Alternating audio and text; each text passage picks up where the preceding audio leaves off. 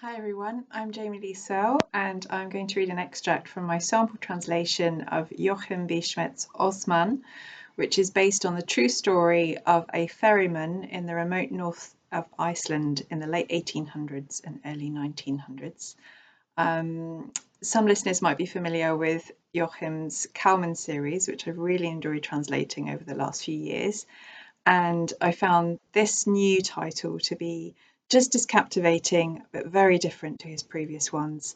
It's a really compelling voice and has a mysterious, unnamed narrator.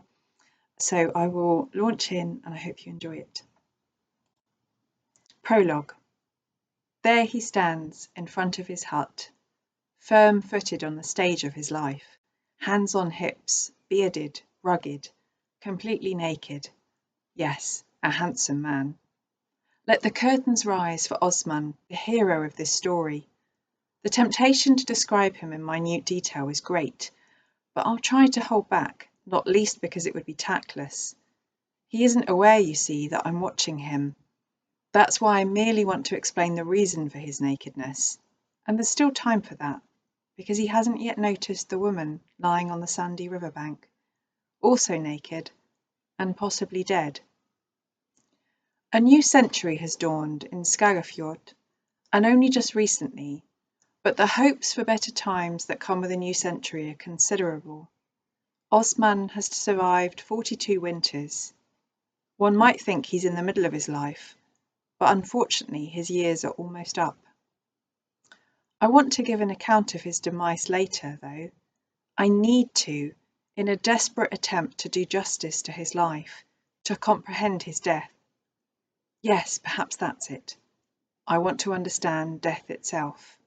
The final act, the ending, the bitter end. I want to delay it for as long as I can, until the curtain falls inescapably for us all. Silence spreads through the auditorium, and the naked man on his life stage gazes over their heads as though he can't see them. The people in the rows of seats, all those who have met him throughout his born days, or who are yet to meet him, now eagerly waiting for the ferryman to make a move, so the story can commence. 1904. Good weather conditions continue.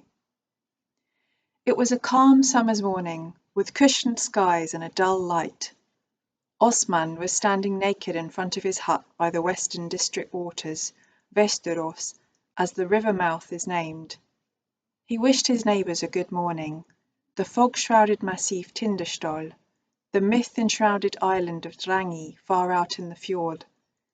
He greeted the people who were still slumbering in the budding trading town of Krok, a few miles away at the end of the black, gently curved Sandur. He greeted the eiders on the western shore and the idly flowing glacier water. Then he inhaled deeply, filled his chest with tingling sea air, and held it in his lungs for a while, whereupon he snorted it out amid loud, clattering coughs, making the eiders fly out to sea in shock. Ósmann massaged his hairy chest until the coughing eventually subsided. The years of drinking and smoking and hard graft were making themselves felt. They had come to collect their dues. This was probably why he was now standing in front of his hut at such an ungodly hour, stark naked, coughing and spluttering. He would immerse his hungover body in the ice-cold water of the Os, still a new ritual, no one else was doing it. He would take a few unhurried, calm steps into the river, until the water reached his hips.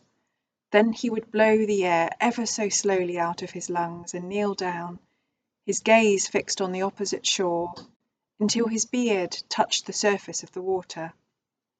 He would remain like this, his arms outstretched beneath the water, rotating them almost unnoticeably, like the wings of a sea eagle. The cold, which was almost unbearable at first, would slowly give way to a numbness, and his body would feel as though it were in the embrace of all the main stems and side arms of the district waters. The Os reluctant to release him, wanting to keep him there, not wanting to hand him back, and the thought of surrendering to it was alluring. Eventually, his skin reddened, Ósmann would stride back to shore, ready to embrace the day, ready to haul travellers across the Oz on the cable ferry. Thank you.